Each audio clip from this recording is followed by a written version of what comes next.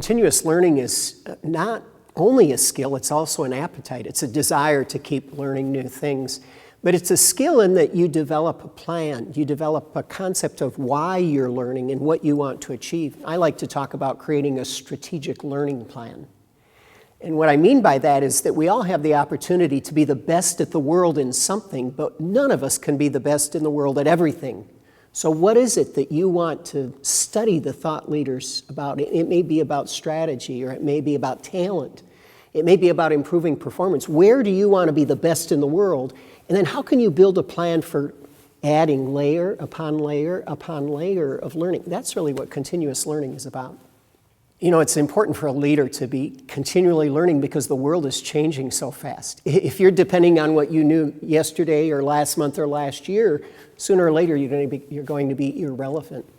So one of the things I think about in terms of developing your leadership capacity is, what is your expertise? And whatever your expertise happens to be, you have to keep adding to it because the world keeps changing around us. When we wrote the first draft of the book, I read an article that said that human knowledge is doubling every 13 months.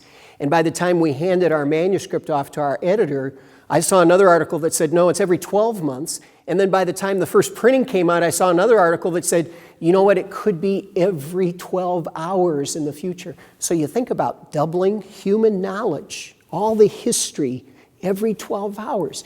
If you're not continually learning, you're not going to be a very effective leader.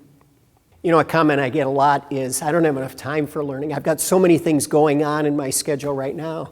And my answer is, you don't have time to not be continually learning. And it's about learning how to carve out discretionary time in your day. I actually was this way probably 20, 30 years ago. I was frustrated because I had such a big to-do list.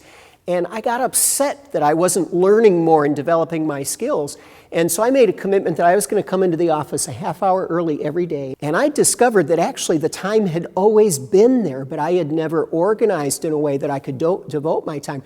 You know that if you just spend 30 minutes a day learning, in a year you can read 15 to 20 books.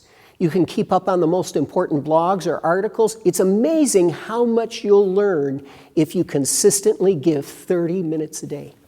I think a good place to start learning is to think about what would help you advance dramatically in your current role if you learn more about it. So if you're in sales, or if you're in operations, or if you're an executive, what's one area that if I really went deep into it, it would make me more effective?